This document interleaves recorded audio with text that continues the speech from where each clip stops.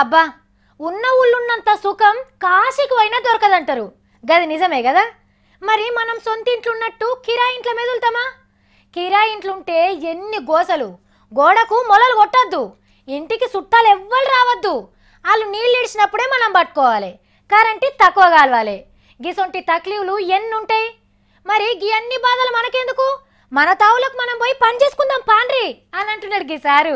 ఈత చెట్టు ఇల్లు కాదు పొరుగురు మనది కాదని జల్దిగానే తెలుసుకున్నాడు చంద్రాల సారు. గందుకే మూల్య మూట చదువుకొని మనూరికి మనం పోదామని మున్మ అందుకున్నాడు.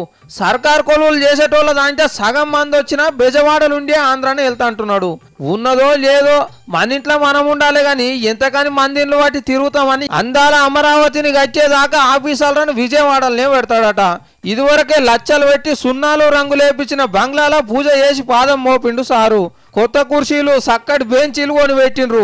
ఇక అశోక్ బాబుల సంఘం సై అంటే హైదరాబాద్ లో ఆంధ్ర సచివాలయం సగం ఖాళీ అయినట్టే. 10 ఏళ్ళు హైదరాబాద్ నుండి అక్క అయితే ఉన్నది కానీ ఈడుండి ఆడేళ్తానంటే ఎవరికైనా నచ్చదు. లేదో కీసులాట పెట్టుకొని ఈడుండే బదులు ఆడికి పోతే కాదా అని ఎప్పటి నుంచో అనుకుంటున్నారట. ఇక లాస్ట్ దసరా పండుగను హైదరాబాద్ లో వేసుకొని అలాయి బలాయి తీసుకొని దీవెలకు అక్కడ దీపాలు ముట్టించే ఉపాయం చేస్తున్నదట చంద్రాల సారు సర్కారు.